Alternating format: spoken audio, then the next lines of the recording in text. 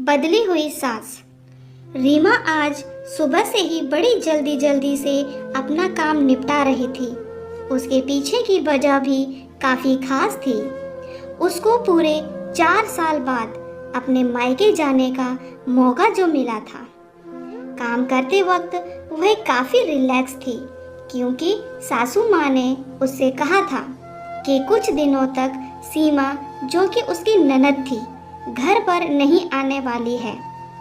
उसकी यह एक ननद सीमा 100 के बराबर थी। रीमा शादी करके जब घर आई थी, तब सीमा को अपनी बहन की तरह प्यार करती थी। वो सीमा के लिए सब कुछ करती थी, क्योंकि उसे खुद की कोई बहन नहीं थी। लेकिन कुछ ही हफ्तों में ही उसे ये पता चल गया था, उसकी ननद किसी जेलर से कम नहीं है। हालांकि सीमा का ब्याह हो चुका था, लेकिन उसे अपने ससुराल वालों की किसी भी प्रकार की चिंता नहीं थी। उसे जब जी करता था, वह अपने मायके चली आती और मायके वालों पर अपना हुक्म चलाती, खासकर अपनी भाभी रीमा पर। वही डिसाइड करती थी वहाँ पर क्या खाना पकेगा, कोई घूमने जाएगा कि नहीं, या जाएगा तो कहाँ जाएगा। सब कुछ सीमा के कहने पर ही होता था। सीमा ही थी जो हर बार रीमा को किसी न किसी बहाने से अपने मायके जाने से रोक लेती थी। लेकिन आज का दिन कुछ अलग था, क्योंकि माँ के कहने पर सीमा के पति ने उसके मायके जाने का इंतज़ाम कर दिया था। ट्रेन की भी टिकट बुक हो चुकी थी। जल्दी से सारा काम खत्म करने के बाद रीमा अपने पति के साथ अपना सामान लेकर घर के बाहर निकले ही थे कि सामने से सीमा आती हुई दिखाई दी। सीमा, जिसके मुंह पर बड़ी सी स्माइल और आंखों में चमक थी, वहीं दूसरी तरफ रीमा की आंखों में उसको देखकर पानी आ गया था, जो बस आंसू के रूप में छलकना बाकी था। भैया भाभी के पास आकर सीमा ने कहा, क्यों भैया, कहाँ चले अपनी पत्नी के साथ सैर सपाटा करने के लिए? अपनी बहन को भूल गए क्या? रीमा के पति ने कहा, कहीं सैर सपाटा करने नहीं, तुम्हारी भाभी को मायके छोड़ने जा रहा हूँ। अच्छा, मैं आई और भाभी जाएंगी? भैया, क्या आपकी पत्नी को मेरा आना पसंद नहीं है? सीमा ने भैया भाभी को टोंट मारते हुए कहा। मन में उदासी और आंखों में नमी लिए रीमा पलटकर घर के अंदर जाने लगी, क्योंकि उसने मान लिया था कि इस बार भी सीमा की वजह से उसके मायके जाना कैंसिल हो जाएगा।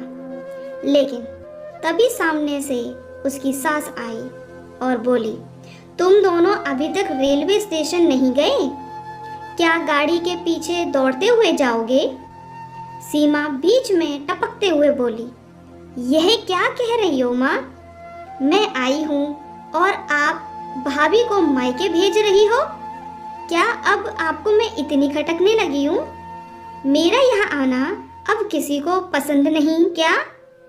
माँ ने सीमा को डांटते हुए कहा, तेरा क्या है बेटा, तेरे लिए ये मायका थोड़ी ही है, यह तो तेरे लिए एक प्रवास स्थल है, जहाँ तू जब जी चाहे, जब अपने ससुराल में बोरियत महसूस करे आ जाती है।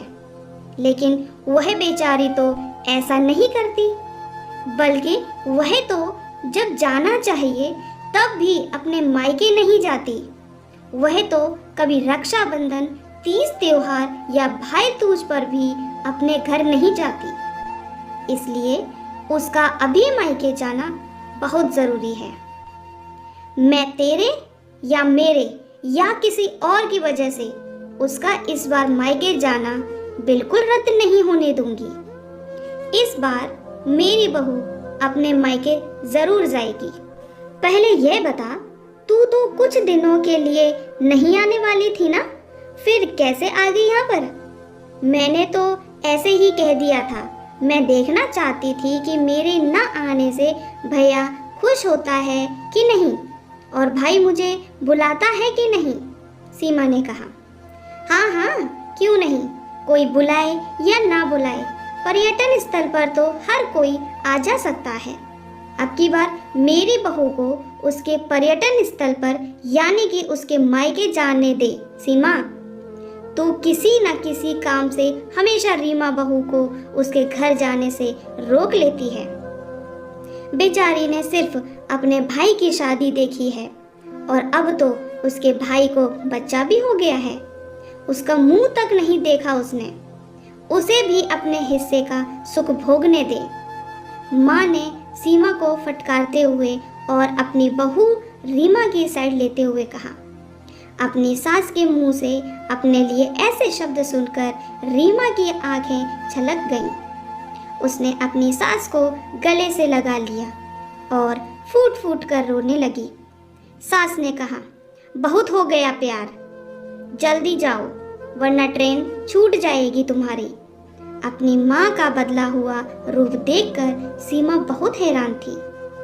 उसे यकीन नहीं हो रहा था कि यह वही माँ है जो उसका हर कहा मानती थी और हमेशा उसका पक्ष लेती थी, चाहे बहू सही हो या गलत। वही माँ यानी रीमा की सास अपने मन में अपनी उस दोस्त को धन्यवाद दे रही थी जो कुछ दिनों पहले उसके घर आई थी और कुछ दिन रही थी और जाते जाते उसकी आंखें खोल गई थी। सहेली ने उन्हें बताया था कि वह अपनी बेटी का मोह छोड़ दे वरना अपने बहू और बेटे के मन में अपनी इज्जत खो देगी। बिना सोचे समझे, बिना अच्छे बुरे का विचार किए हर फैसला सिर्फ अपनी बेटी के हिसाब से लेना सही नहीं है। रेलवे स्टेशन पर ट्रेन के डिब्बे में बैठी रीमा के चेहरे पर एक बहुत प्यारी सी मुस्कान थी, जिसे देखकर रीमा के पति को महसूस हुआ कि यह वह प्यारी मुस्कान है जिसे उसने 4 सालों से देखी नहीं थी। वह अपनी पत्नी को बड़े ही प्यार से निहारता रहा। सच ही तो है, मायका महिलाओं के लिए पर्यटन स्थल ही तो होता है जहां वह अपने ससुराल की सारी चिंताएं, टेंशन भूलकर कुछ दिन आराम से रह सकती है।